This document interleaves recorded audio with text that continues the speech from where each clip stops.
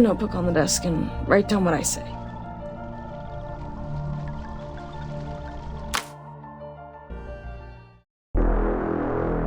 Hear this! For us! For us! For poetry! For poetry! For us!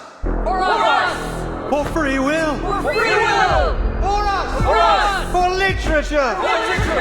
Our haven! Our haven! The Panopticon! The Panopticon! Nowhere else but here!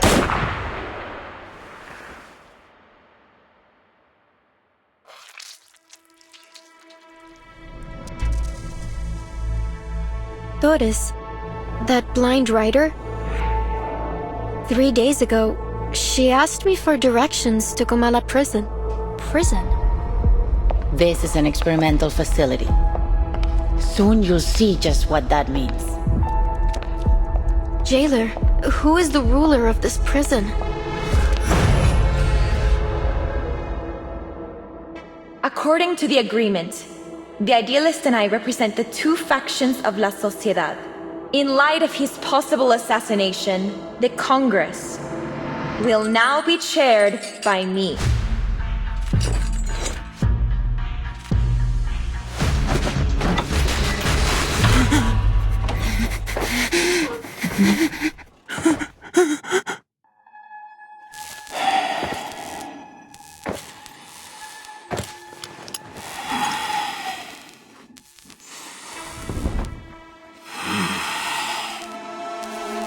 What are we doing here? What even is this prison? You are a prisoner of Comala and a guest of Manus Vindictae. Fiction and reality are two parts of a whole. We're trapped in a story with a predetermined ending.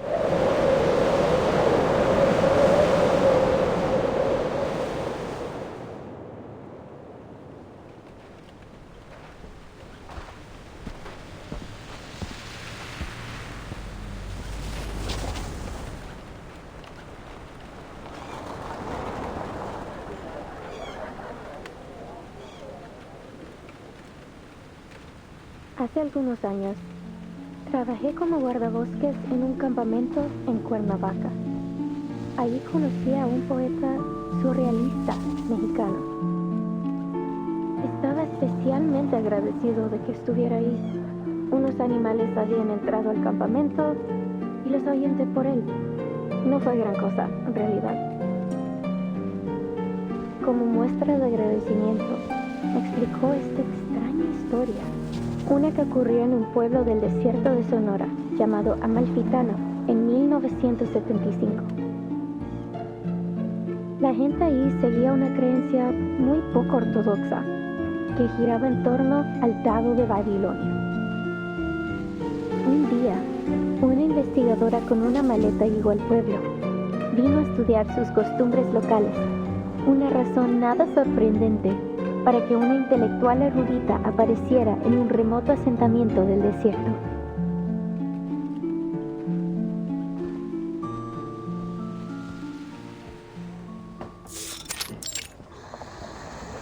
But little did she know, this dusty old town and its peculiar custom would lead her down an entirely unexpected path. Hold on. Sorry to interrupt, Recoleta. Does this researcher have a name? She could be Nora, Joanna, or Teresa. Any name, really. I feel like you want people focusing on this story, not keeping track of who's who.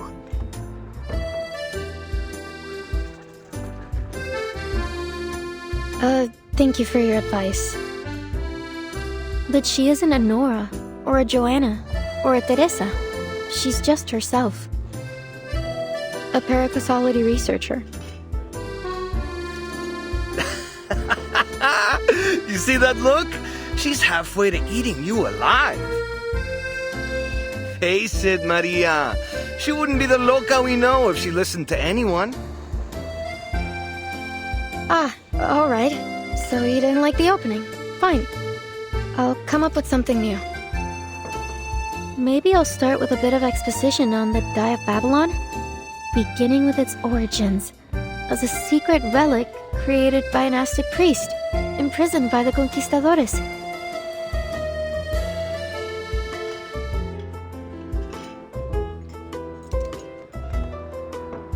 I don't know if that's going to do much, hermana. I'm beginning to think we'll never figure out what you're trying to say with this novel. And, well... and this isn't your fault. Ay, Dios. Just tell her, Maria. We're going back to Buenos Aires. ¿De vuelta a Buenos Aires? ¿De repente? ¿Así? ¿Sin más? Pancho, Maria, what's going on? Did I do something wrong during our travels?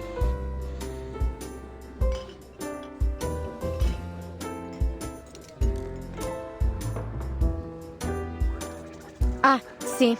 I know what it is. I've bored you with my constant rambling over this novel. No, Recoleta. It's got nothing to do with your novel. Don't you get it? We're flat broke. Why do you think we're stuck here scrubbing tables?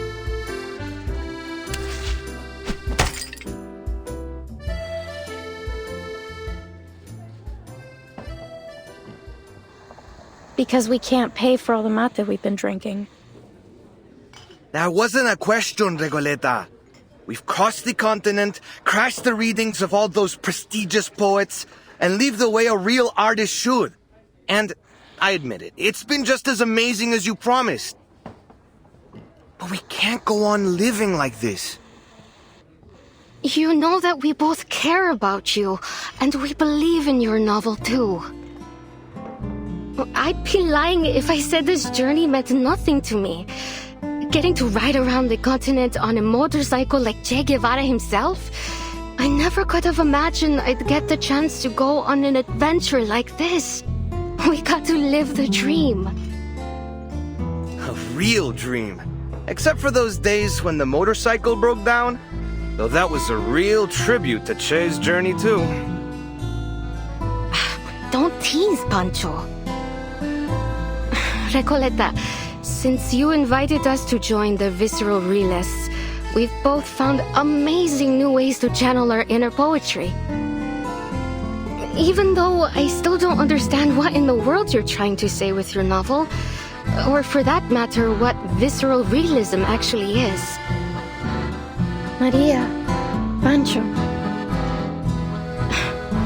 You told us not to worry about the definitions, to feel and to live in our words. We did just as you said, and it felt great. But...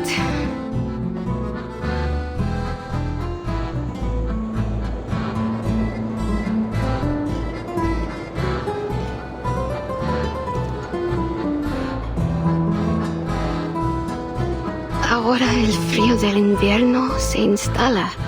Y lo único que parece importante es ese pequeño pueblo ficticio.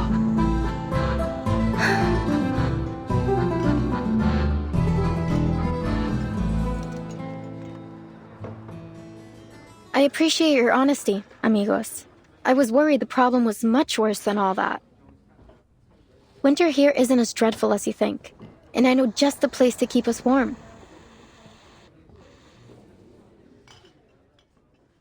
It was 1520. Arcanist Ferdinand Magellan sailed across unfamiliar waters under orders from the Spanish crown. Over the vast gray sea, he saw spots of light in the distance. An island. He named it Tierra del Fuego. For the next 400 years, Ushuaia faithfully served its role at the end of the world. It became the continent's penal colony, and its largest building even served as a prison. Many Arcanists were exiled there. By the turn of the century, the Arcanist hunt had reached its peak, and the Comala Sanatorium was built. Well, as you may already know, at that time, most Arcanists were believed to be victims of madness. The sanatorium was their ship of fools. However, as people began to realize that Arcanist blood wasn't a guarantee of madness, fewer and fewer were imprisoned there. By 1947, it was officially closed. Until the 1970s, when a group of people from the National Foucault Studies Association returned to the island with new ideas for the location. They spoke in abstract terms and opaque theories that no one could understand. They rebuilt this place and gave it a new name. After a long period of construction, the Comala Sanatorium became a prison once more, one designed to hold Arcanist criminals. They were taken from the streets and the psychiatric clinics, from secret societies and rebel groups. Any Arcanist deemed mentally or socially unfit would be locked away there. This association claimed the inmates would receive the best treatment, and they would fully recover before being returned to society. A prison, a medical lab, a sanatorium, call it whatever you want. That is what Comala is today.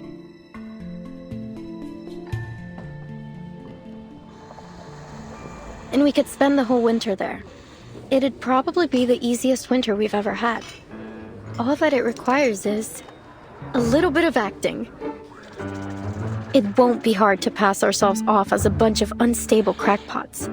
A touch of madness comes parceled with the gifts of being an Arcanist. That's your brilliant idea? To get us locked up in an asylum? You understand we'd be prisoners there, don't you? It's not like we'd get to put our feet up and relax by a fire.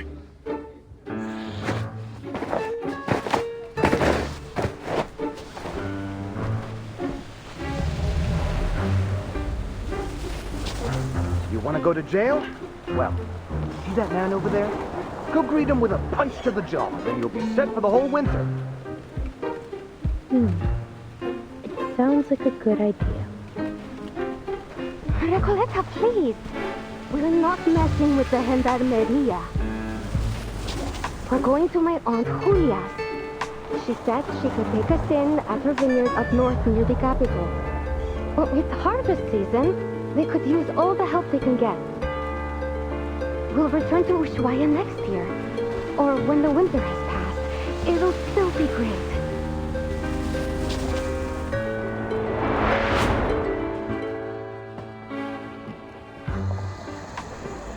I hear you, amigos. But respectfully, I must turn down your offer. This has been more than just a road trip for me. I know sticking around here for the winter won't be easy, but this could be my last chance. What if things change again? I can't just wait for spring.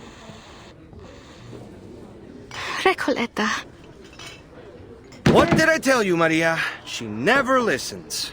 Wasting your breath. Adios, Recoleta. I don't think we'll meet again.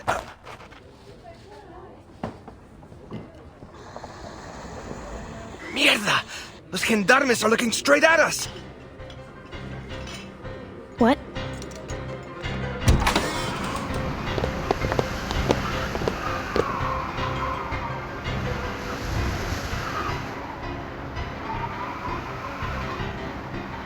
Stop right there! You three match the descriptions of some intruders at the poetry meeting in Casa Pionera.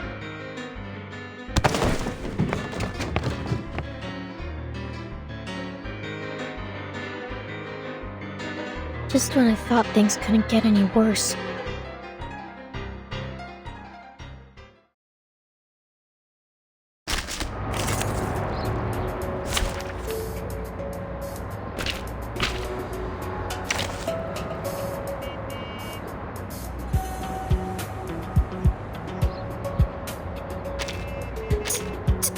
me! I'm not the one you saw on the wanted list!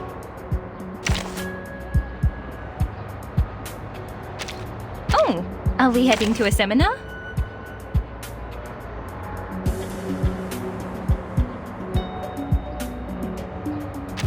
Me? Did you find something? Let's kill time together. Wow. Huh. Let the show begin. Whoops. An accident. Pitch. Easy job. Enough!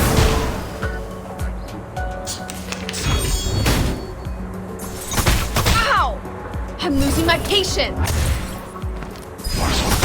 Malapert!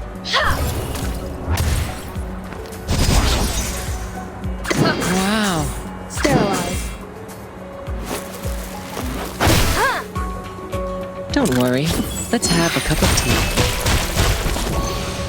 Oh, hi.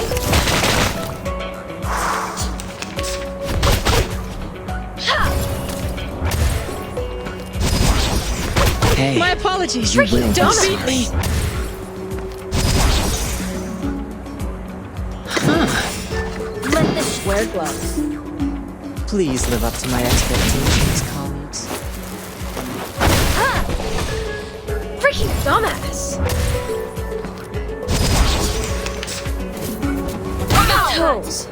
I'm losing my patience. Wow. Sterilize. Whoops. An accident. Pitch. Easy job. Get out of here.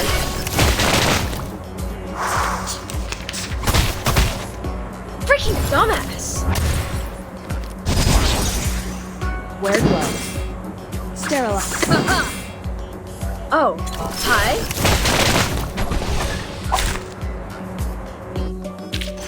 I would like to express my deepest regret for the...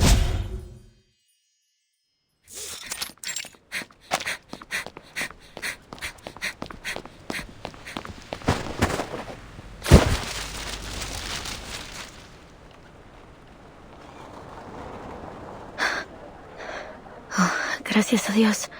Creo que los perdimos. Are you alright?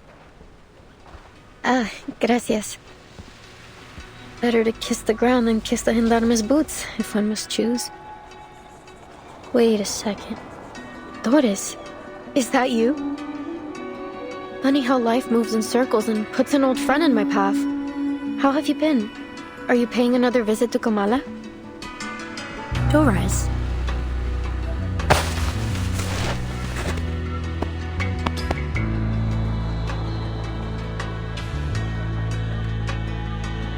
Timekeeper, could she mean our Dr. Doris?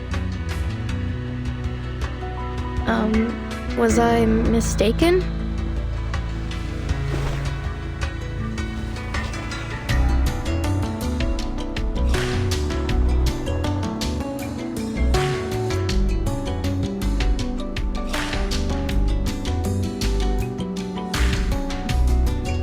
How strange. I've never seen two people so alike. But please, forgive me. It's been a long day. No need to apologize. In fact, the person you just mentioned sounds like someone we're looking for. Could you tell me where you last saw her? Sure, Excuse me. You're not from around here, are you? Your accents and those clothes give you away. Come with me. I know a warmer place to talk.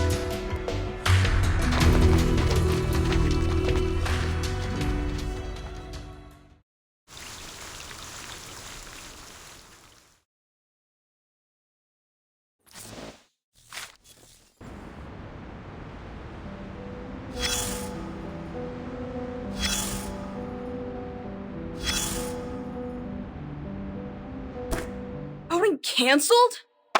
I'm just getting excited.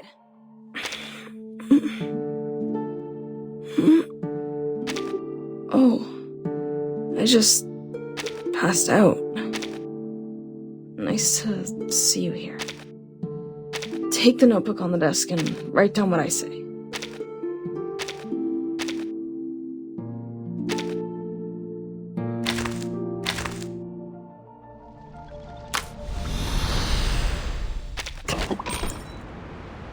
The moment armies start to march, the world stands still. You fight or fall back, charge forward or run. Those are the only rules on the battlefield. I don't see a start time on this report, nor does it state the reason for or the demands of this war.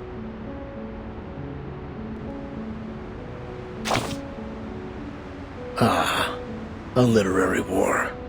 Indeed, the violence acted upon words is often just as devastating as an order on a battlefield. Words must fulfill their duties to their creators, just as soldiers must answer to their commanders. You don't? The young writers have all been exiled, sent down a path with no signs to follow and no destination.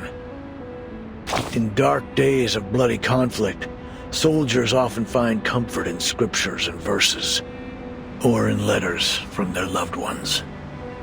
They hold those words close, a fragile piece of home, a brief solace from the roaring of the battlefield. But as they fall one by one, they learn the bitter truth. No destiny awaits them but death. That bitter homesickness still weighing heavy in their hearts. In dreams, maybe. Walking the streets of your hometown, spending a lazy afternoon at the writing desk. Dreams can take you anywhere, but live there too long, and the lines between fiction and reality will blur, and soon you'll never wake up again. Soldiers crawl through trenches, roll in the mud, and charge to their deaths again and again, while words are forever trapped within the confines of poetry, made to live, die, and live again under the golden prophecy. Ugh, I can't stand the way poets talk.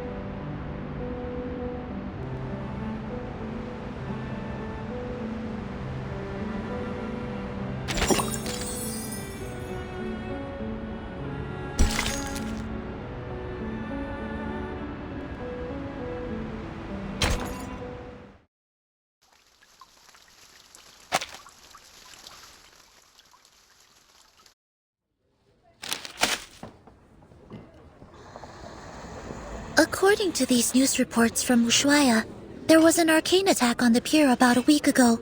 All the ships in the port were destroyed. Could Manus Vindictae be responsible for this? Or perhaps the Xeno rebels? Hard to say, but things have been suspiciously quiet these past few days. I had been hoping we'd find some clues here in Ushuaia after we lost track of the Manus. in the Free Breeze shipwreck.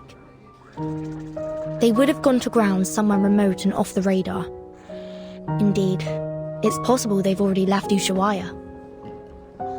For whatever reason, it seems they haven't been pushing for the storm to happen quite as eagerly as before. I have a strange feeling about it all. They're definitely up to something. For now, it seems our new friend's story lines up with the intel from Moth. It seems the Xeno rebels really did bring Dr. Dorez here. We should see if there's anything more she can tell us.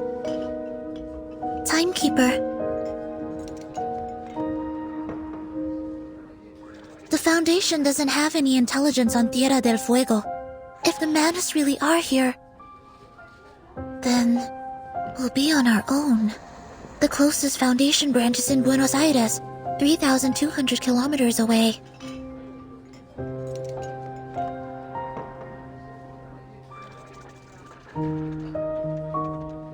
Careful and well considered as ever, Seneto. It's possible they've already infiltrated Ushuaia, just as they did in Chisos. But the Xeno rebels may still be holding Dorez. We can't just wait around. I'm afraid we'll have to take the risk. Ushuaia is not very big. If Manus Vindictae is here, we'll notice. Stay sharp. Understood, Timekeeper. I'll keep an eye out for them and for Dr. Dorez.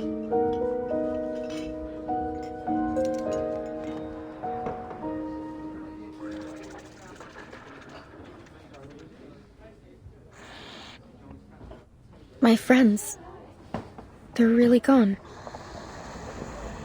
Adios, Recoleta. I don't think we'll meet again. So that's all I get? We could have exchanged some farewell poems, read them out loud like we used to, and shed a few bitter tears over our heartfelt goodbyes. But you know what they say. Goodbyes are only a senseless feast of unhappiness. Pardon? Oh, it's nothing. Never mind. Please, sit down. And could we get a pot of mate with mint, please? Thank you.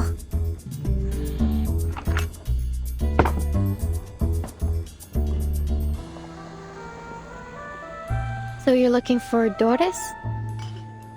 I can tell she's important to you from your look. Correct. Is there anything more you could tell us about the day you met her? Of course. It was one of those gray, overcast afternoons. I had just turned onto Calle Bolivar when I ran into this blind woman on my way to the post office. To be exact, I didn't run into her. She called to me.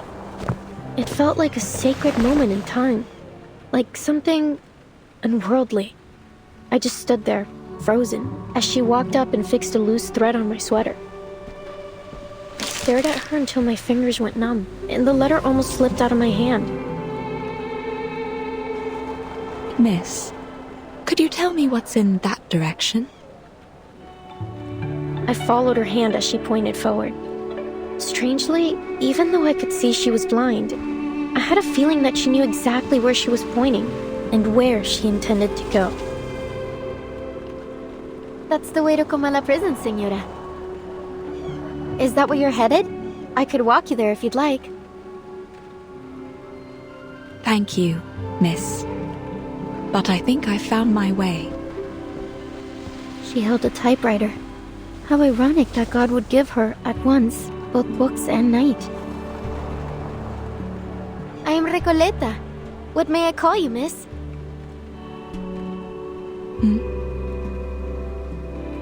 I hope you don't mind me asking, Señora. I didn't mean to pry. It's only that I have to know. You're a writer too, aren't you? I've been working on a novel and, for some reason, I have this feeling you could be a character in it. Forgive me. I'm just so excited. I really want to remember this moment. Please, may I have your name? Or whatever you'd like me to call you?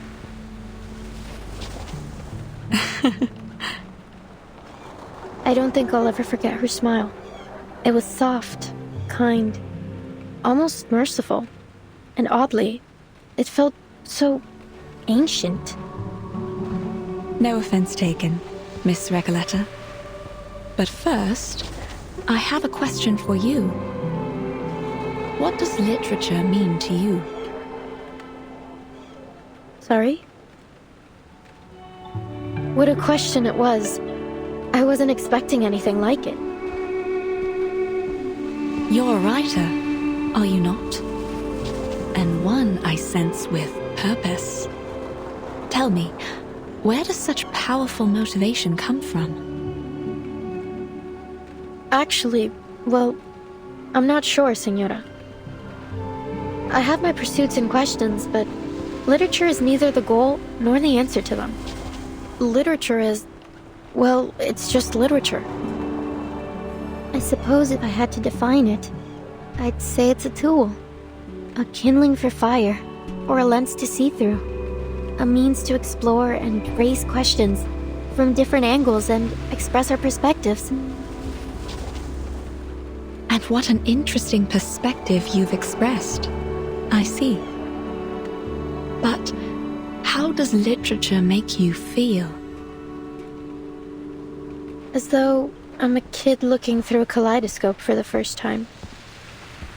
Well, maybe that's not the best way to put it. Perhaps something a little more subtle. Just when I was looking for the right word, she turned away with a little wave, heading toward the prison, her feet crunching over the fine snow. So she must have gone to the prison. When did all of this happen? About 3 days ago. I remember the sun came out for a while that day, and the streets were glistening with melting snow. You've heard of Comala Prison, haven't you?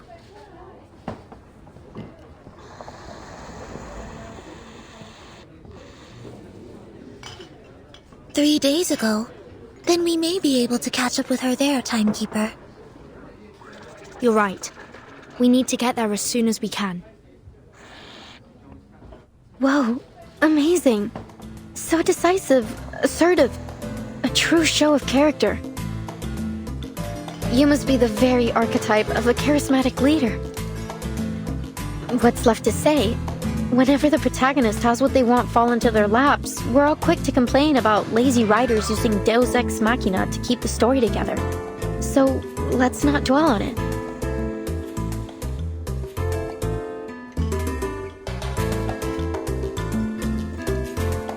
But anything can happen in a place like Ushuaia. It's a city where the day may only last 4 hours, and the streets are full of exiled arcanists. We appreciate your help, Miss Recoleta, please think nothing of it. Miss Recoleta. I'm Vertin, and this is Sinetto. We're investigators from the St. Pavlov Foundation. Pleasure to meet you. Likewise. Glad that I could help. But listen, ladies.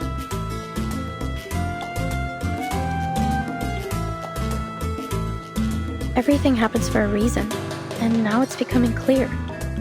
You're going to Comala Prison, and so am I. Maybe it's fate that brought us together.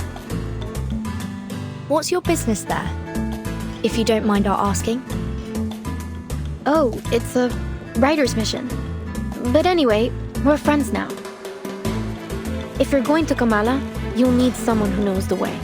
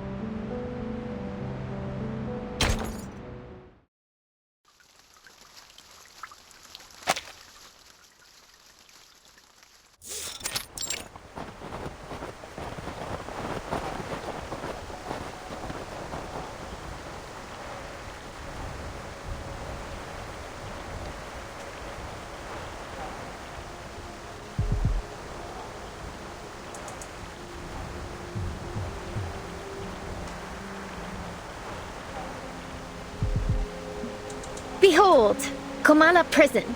It's the biggest building around. When the sun comes out, it looks like a rusty button stitched into the earth.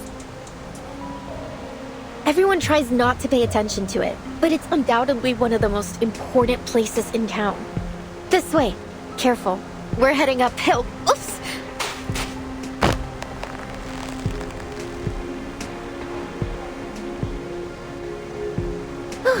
Thanks. So, my new friends, you're from that St. Palominos? St. Pavlov Foundation. And Vertin is the timekeeper there. Ah, very impressive. Sounds all official and polished. Then, I take it you've already got away into the prison?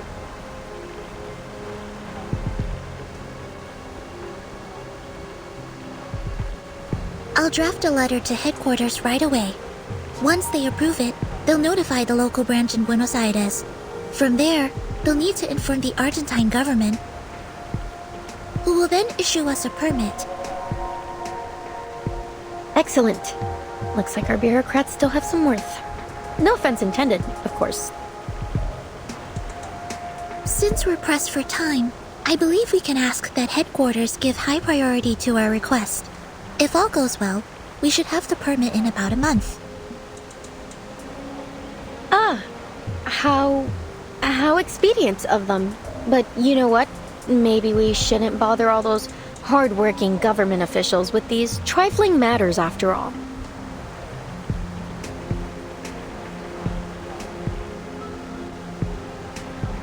I have a simpler solution that suits the urgency of our cause. That sounds great. Oh, where are you going, Miss Recoleta?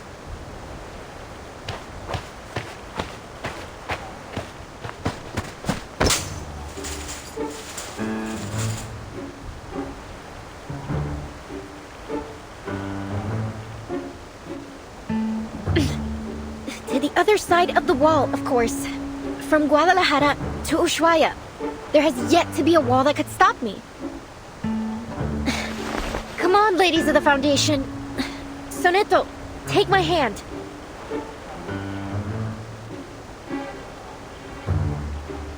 Miss Recoleta, please. A reckless act like that could have serious consequences. Please come back down. In fact, while the details of our mission are classified, I should warn you it may be dangerous, and we cannot guarantee your safety once we're inside. Perhaps it's in your best interest to return to town. What? That is definitely not in my best interest. What sort of pusillanimous coward would I be if I just abandoned my fated companions here? Of course I'm going in with you. Or rather, you're coming with me. Please get down, Miss Recoleta. Someone's coming our way.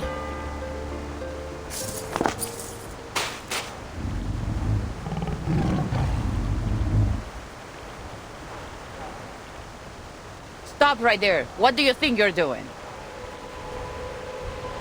Caramba! It's her again! The jailer of Comala! Did she say jailer or jaguar?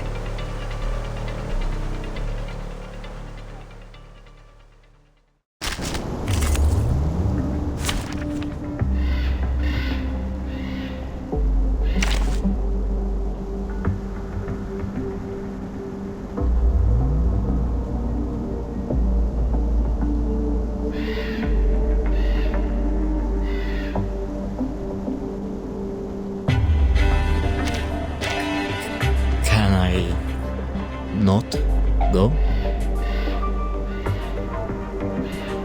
Not even close to the soldiers. Wear gloves. Pitch. Easy job. Oh, hi. It's just a greet.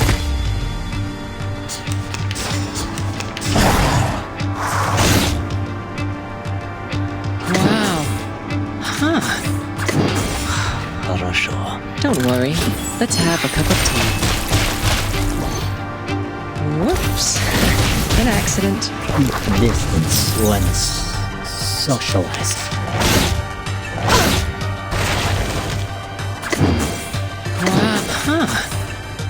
It's just grief.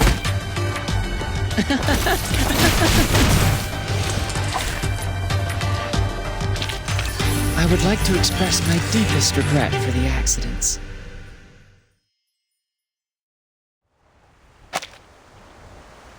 Miss Recoleta, haven't I made myself clear?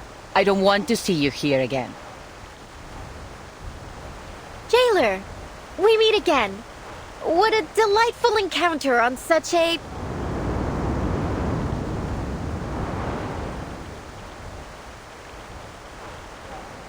lovely day. Would you please just leave this place alone? I'll never understand why a promising young woman like you keeps snooping around a prison. I can't make this any clearer. Trying to break into Comala will do nothing to get you inside, but it will get you into a world of trouble with the Gendarmeria. So, will you stop these senseless breaking attempts? Comala Prison is only accessible to academic researchers and journalists, and even they must have official credentials in order to enter. Isn't there any other way to pay a visit? I truly do need to get in there.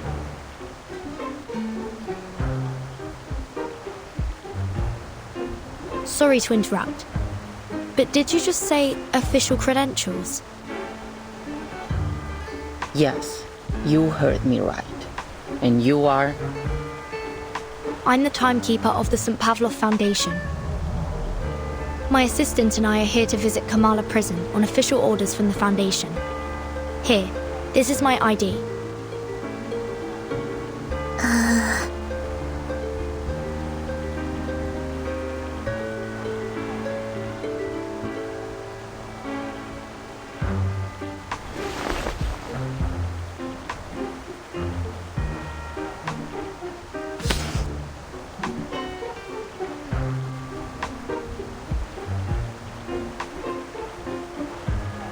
This is indeed legitimate.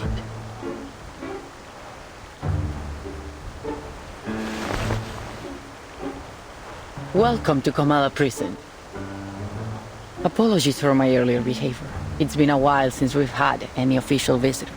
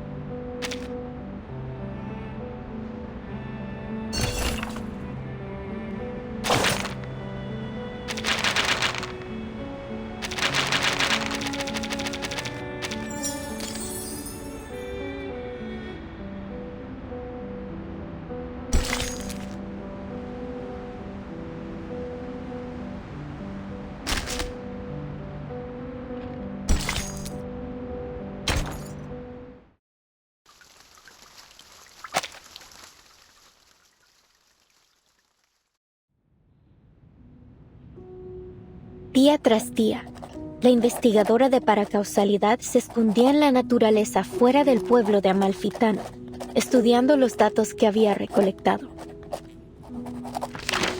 Una tarde, al anochecer, una voz llamó desde fuera de su cueva. Ella dejó el equipo y las cintas y salió afuera. Un hombre estaba de pie, curioso, frente a su puerta. ¿Qué haces aquí?, preguntó, levantando ambas cejas. Nada sucede en Amalfitano en estos días. El local se presentó como el empleado del banco. Probablemente tenía la cara más amable del lugar. Ojos brillantes, mejillas levantadas, una mandíbula suave. Era una cara llena de esperanza. La investigadora le mostró los espectros que había estado recopilando. He estado recolectando historias sobre el dado, explicó. Quizás ellos contienen la clave para explicar la aleatoriedad que muestra el destino. Ah, eso realmente me intriga, respondió rápidamente el empleado del banco. Me encantaría escuchar todo sobre eso, pero debo irme. No debo llegar tarde al funeral del pescador de dunas. Y con eso se fue. 3 días después, los mismos pasos regresaron a su cueva. ¿Volviste? ¿Cómo has estado? ¿Lograste llegar al funeral?, preguntó.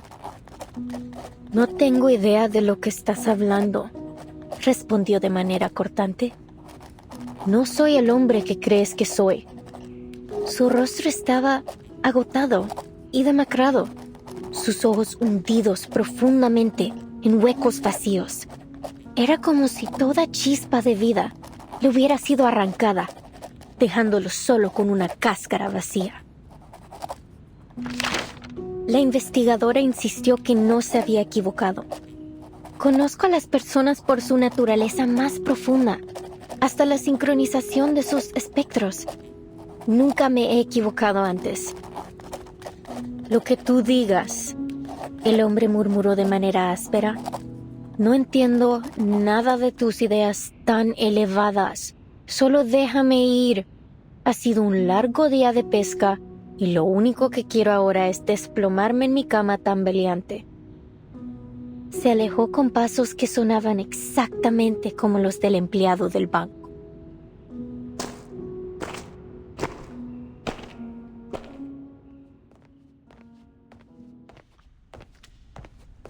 As you might have noticed, Miss Burton, this facility isn't just a prison. It's also a research center.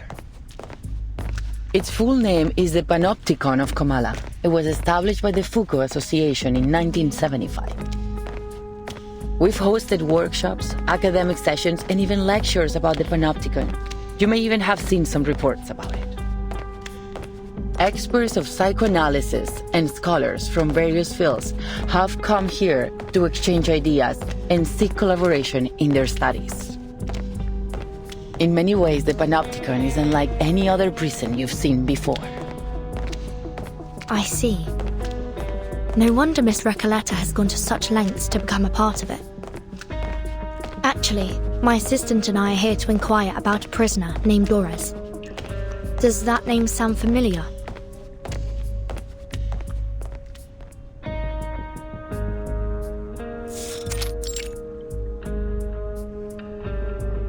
Not that I recall.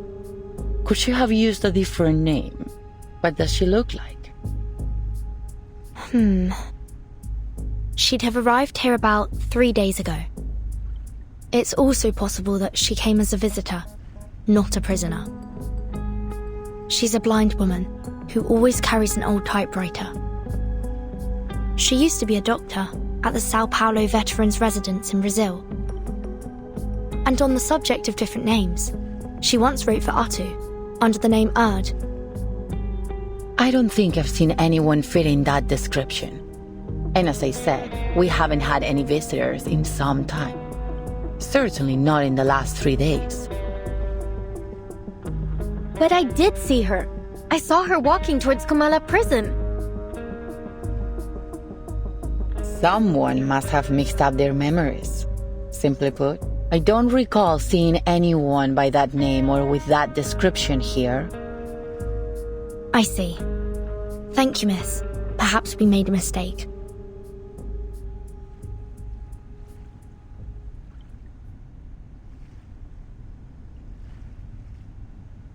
Miss Recoleta, you've gone to great lengths to get into the Panopticon. Would you mind telling us why? Finally! I've been waiting for you to ask. I'm here to find my pen pal in Comala. You have a pen pal? In here? Yes. 6 months ago, I went to a book exhibition in Guadalajara and came across the contact details of a few writers. I sent them my novel and asked for feedback. Looking back, it was a bit forward, but nothing unheard of between writers. A lot of friendships start through letters, you see. And Aleph wrote back.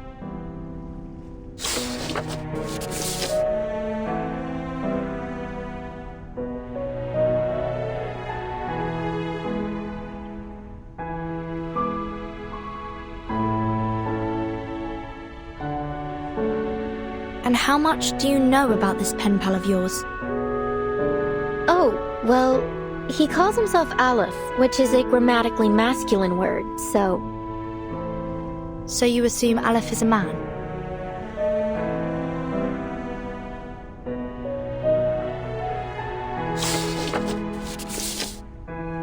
Yes, he's probably a poet, a writer, perhaps even an alchemist.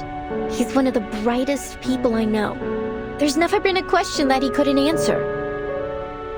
I've asked him about religion, politics, history, potions, even critters in length and breadth. Can you imagine someone who knows all those things and so extensively too? And he helped me with my novel. He always seems to know the best ways to bring my characters to life. Honestly, he's so insightful. I've begun wondering if he's omniscient. With his help, my story grew richer and fuller, like a well-tended plant. Strangely, can't seem to take it any further now.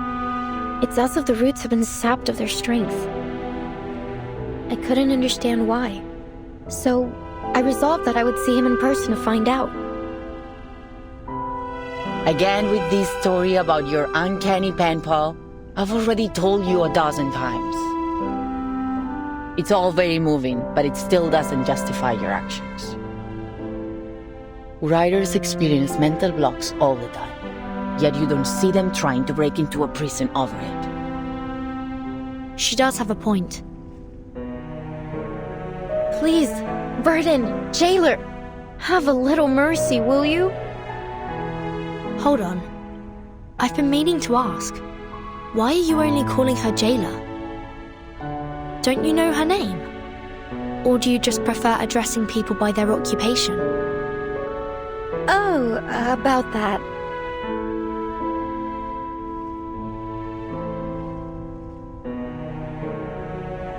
It's okay, Miss Burton. I don't mind being called by my job title. I take pride in what I do. I'm perfectly fine with just being the jailer. Exactly. A researcher is a researcher, and a jailer is a jailer. Titles and code names often tell us more about people than their ordinary given names, don't you think? Take Sonetto, for example. Your name comes from sonnets, doesn't it? That great poetic form from Italy. Some people mistakenly think Shakespeare invented it. Some say it was Petrarca, though no one really knows when the first sonnet was written. Sorry, I'm straying from my point. You're Italian, aren't you, Sonetto? Is that your real name or just a code name? Were your parents poets? As much as I'd like to be able to answer your question, I never knew my parents. My earliest memories were of the School of Primary Defense of Mankind. I've lived there since I was a small child. My apologies. That was thoughtless of me. It's fine. You meant no ill intent, I'm sure. Timekeeper, if Miss Recoleta was right about Dr. Doris's whereabouts, perhaps the jailer is keeping things from us. Or perhaps Dr. Doris visited the Panopticon without her knowledge. Either way, we need to do some digging here. I agree. Let's see if we can talk to some of the inmates and find out what they know.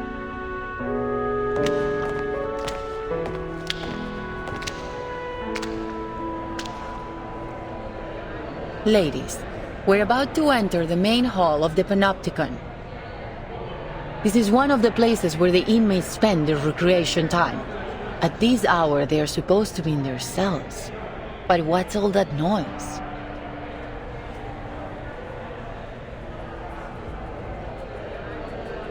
Miss Burton, could you keep an eye on Recoleta if anything happens?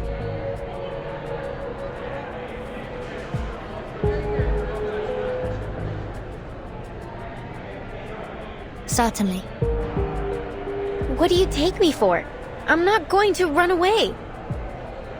That'd be a pretty cheesy way to start a story. Please, just stay close to me.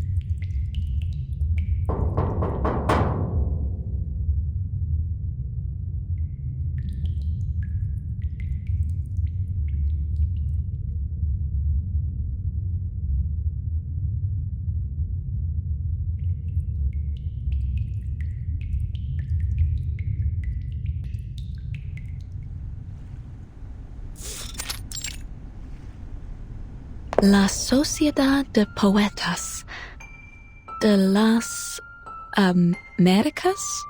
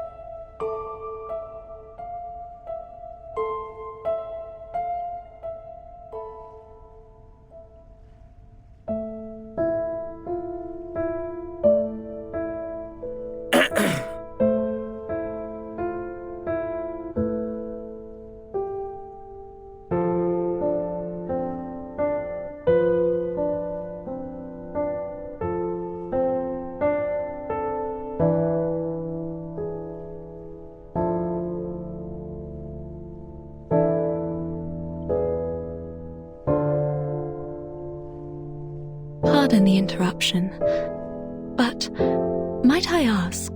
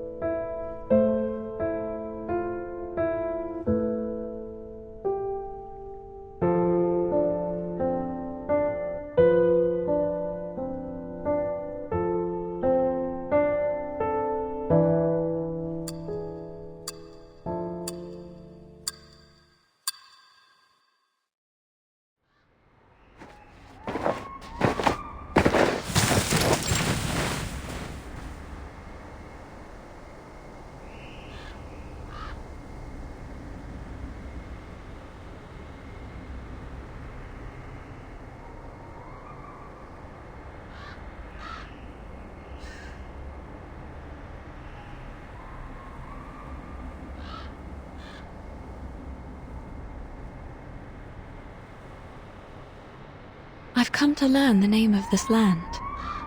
Ushuaia.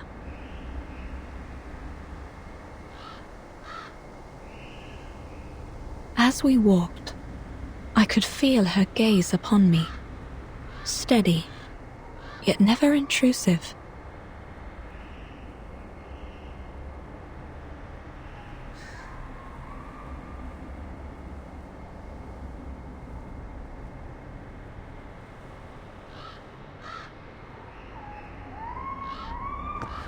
I sensed I had been brought to a place most unusual, a building with a quiet peculiarity in the air. I suppose I must claim a little freedom for myself in this place.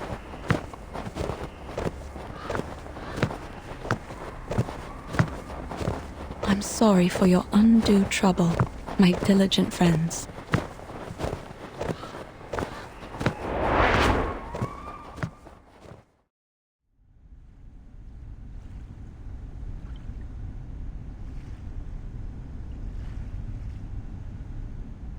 I'm here for a short visit, hoping to find some inspiration for my next story.